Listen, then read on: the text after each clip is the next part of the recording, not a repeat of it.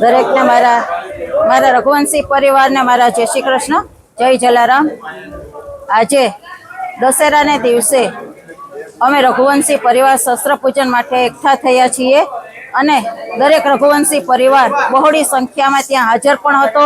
આ જોઈ મને ખૂબ જ આનંદ થયો અને આજના દશેરાના દિવસે હું દરેક બહેનોને વિનંતી કરું છું કે દરેક બહેનોને પોતાની સુરક્ષા માટે કરાટે આવડવું જ જોઈએ અને આપના આમંત્રણને માન આપી આપણા દરેકના લોકલાડીલા રઘુવંશનું ગૌરવ એવા એસપી ઠક્કર સાહેબ અમને તેમના ધર્મપત્ની પણ અહીં હાજર છે એ દરેકનો પણ આમંત્રિત મહેમાનોનો પણ ખૂબ ખૂબ આભાર માનું છું અને દરેકને ખૂબ ખૂબ આશીર્વાદ અને ખૂબ ખૂબ ધન્યવાદ પણ આપું છું કે રઘુવીર પરિવાર મળી અને આવા સારા કાર્ય દર વર્ષે કરે।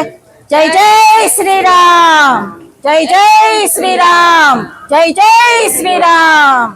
જય રઘુવંશ, જય વીરદાદા જશરાજ।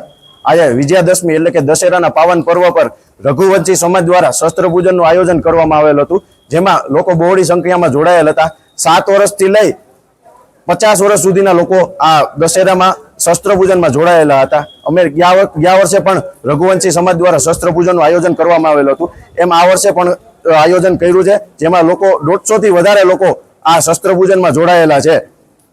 શસ્ત્ર પૂજન કરવાનું કારણ એક જ છે કે રઘુવંશી એ ક્ષત્રિયો જ હતા। વીરદાદા જસરાજ જે ગાયો પાછળ ખપી ગયા છે એ પણ ક્ષત્રિય હતા, એના વંશજો અમે છીએ એટલે અમે પણ ક્ષત્રિયો જ કહેવાય છીએ।